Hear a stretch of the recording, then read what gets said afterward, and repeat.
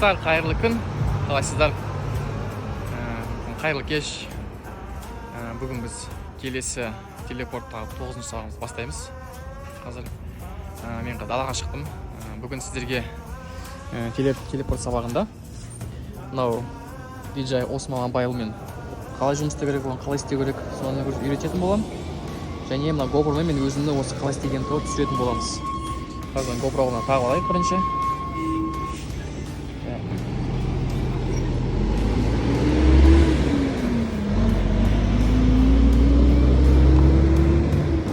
Осы GoPro-ға қосамыз. Керек заттың барлығын. Так. Опа, қолайында қалды. Білейм, ана жерде енді бір жаңағындай біздің дворда охрана етіп жүр. Мына менің үй жағым. Шола микрорайоны. Олар қазір маған запрет бермесе, бәрі нормально болса, онда мен осы сабағым жалғастыра беретін боламын достар. Так что міне. Так, қазір GoPro-ны қойып қоямыз мына жерге. И мынау Osmo Mobile-мен қазір сіздер жаңа мен сіздерге түсіндіріп айттым алдында. Қалай қосу керек, қалай өшіру керек мына жерде. Қазір мен түсіретін кезде басында мына функцияны көп қолданатын боламын. Яғни бұл бізге осыны басқан кезде фиксация береді. Яғни камерамыз бір қалып тұрады да, өзіміз жүре береміз. Оны қазір түсіру барысында көрсетеміз сіздерге. Так, қазір GoPro-ны қосайын. Так. Бізде былай тұр ғой да запись қазір. Пока өстіп қоса берейік.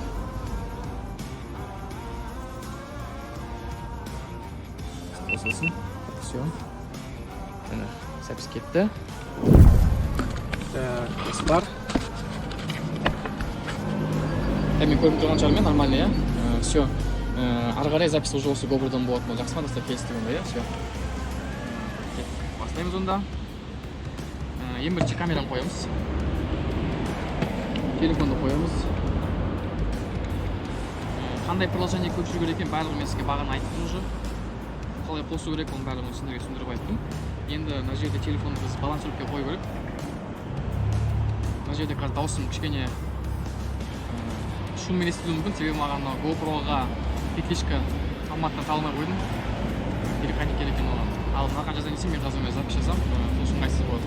Сол себепті егер де мен қазір даусым жай естілетін болса, үстінен қайтадан тағы да озвучка басатын боламын. Уже кейін монтаж кезінде көреміз қалай болатынын. Так, қазір туралап алайық. Осылай орын тұру керек.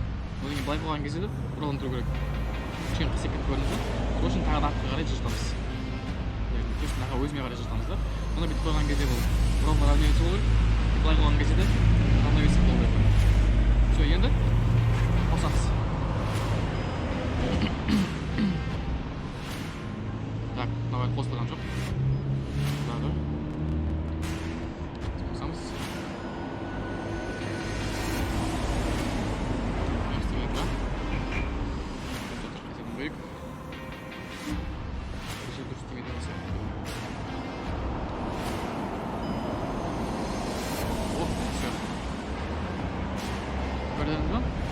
Егер қараңыз, мен қазір қолын былай бұрсам, ода бұрыла береді да. Былай бұрыла береді. Егер де мен наны ұстап қалатын болсам, міне ұстап қалам, и былай бұрам, ол қаяқ қарты, сол жақ қарты беретін болады, көрдіңіз ба? Былай бұра беремін. Егер мен жіберсем, ол менімен бірге былай бұрып береді. То есть мынау кнопка сол үшін керек бізге. Бір нәрсені түсірген кезде, осы ұстап аламыз да, и былай соған жүрген кезде именно сол точканы ұстап тұрғанға біз керек болатын болады. Так, давайте онда түсіріп бастайық.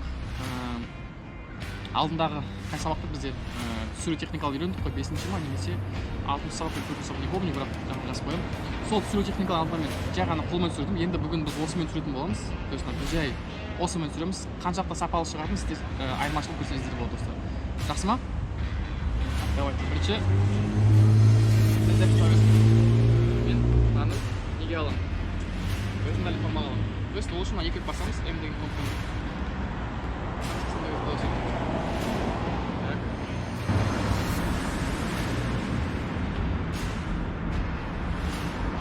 Шпилькаға қойып аламыз. И кетті запись.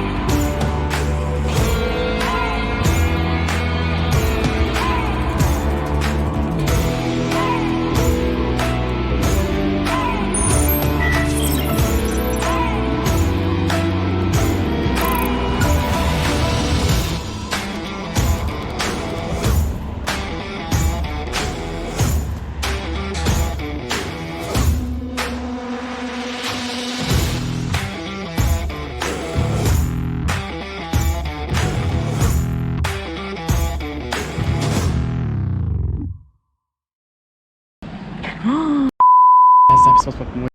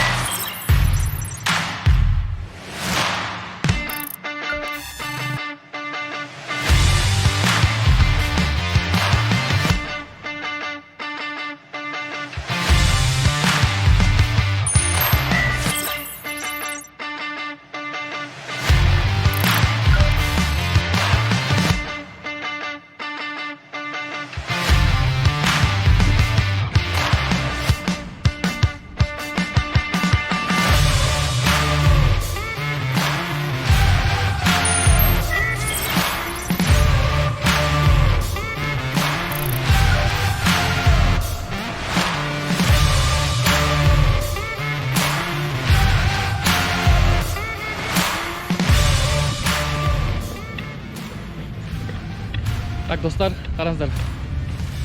Тағы бір түсіру техникасы бар. Яғни ол таймлапс деп аталады.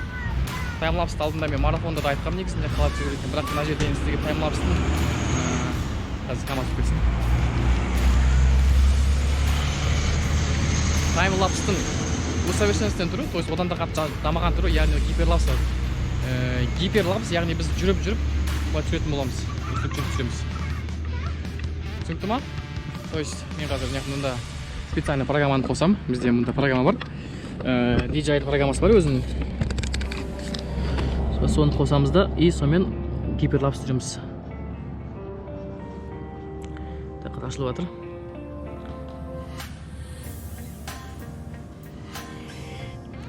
Так, міне да. Одан мен қасымда істейік орында бірінші запись экранына қосып қойын. И сол запись экранымен шығатын болады сіздерге. Кетті. Так, мимо деген аламыз. DJI мимо. Так, қосылды. И мына жерде мынандай бар. Езде мына таймлапс таңдаймыз мына жерде міне. Бұл таймлапсты таңдаған кезде бұл тек қана былай жылжымай түсіретін болса, осылай түсіреміз. Ал егерде біз қойып былай бүйтіп қимылдайтын болса, онда мына жерде мынандай функциясы бар. Мынандай 1-2 дегенде плюс қосып қойсыз, 1-2 секунд, 10 минут интервал таңдайсыз да, и қоса берсеңіздер болады. Бізге қазір ол керек емес, біз өзіміз жүріп түсіретін боламыз. Сол себептен мен просто мына артындағы кнопка бар міне. Осы кнопканы ұстап жүретін боламын түсіретін кезде, и мен өзім былай бір қалып түсіретін боламын осылайынан. Мына ортада мен специально диагональ линияны салып қойған. Осы диагональ линияны мен бір точкаға ұстап жүремін. Былайынан мысалы мына жерге қарай. О, көшенің ортасына қарай. И содан мен қимылдамай көретінмін да. Түсінікті ма? Түсіру техникасы қандай екенін. Алып кеттік онда. Так. Примерно мен мынау зданиеге келген кезде, то есть мен зданияның осының точканы осына жерде алып алсам, мен былай келемін да, и бүйтіп кішкене былай жылжытатын боламын камераны. Сол кезде бізде эффект пайда болады, әдемі эффект пайда болады. Оны қазір сіздер запись болғаннан кейін, то есть сақтап болғаннан кейін көрсеңіздер болады. Күшті бір эффект пайда болады. Так, кеттік па онда? Бастайық, так, қосып тұр ма? Камераны тұрып алайын. мынаны ұстап аламыз, астына артын ұстап алдым, міне көрдіңіз ба? Арт жағын ұстап алдым. И кеттік мұнда. Подожди. Мынаны бастаймыз.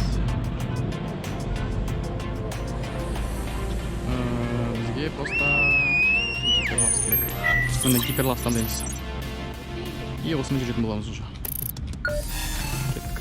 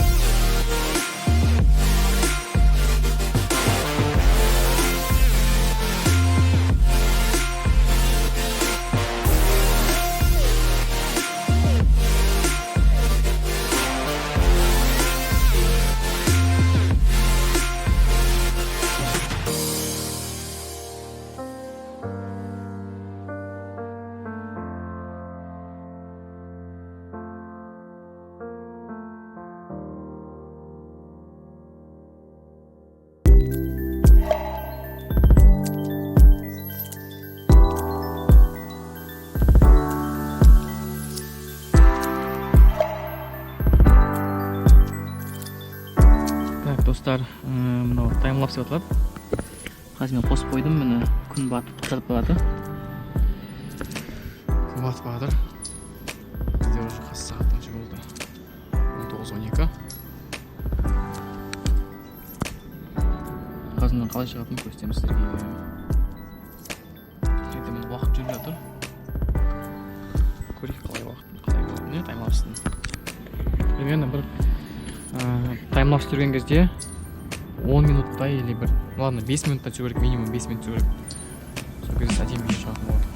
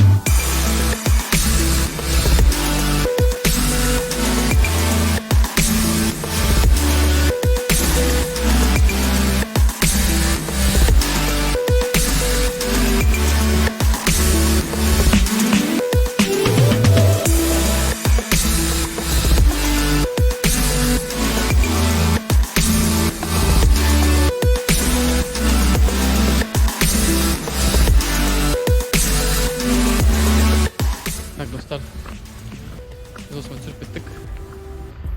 Қазір үйге барып монтаж жасап, монтаж қалай болады, сол жайында сөйлесеміз. Кішкене бір құпияларын айтатын боламын, сіздерге тағы да бір-екі фишкалар бар. Сол туралы сіздермен бөлісетін боламын. Так что давай, жалпы.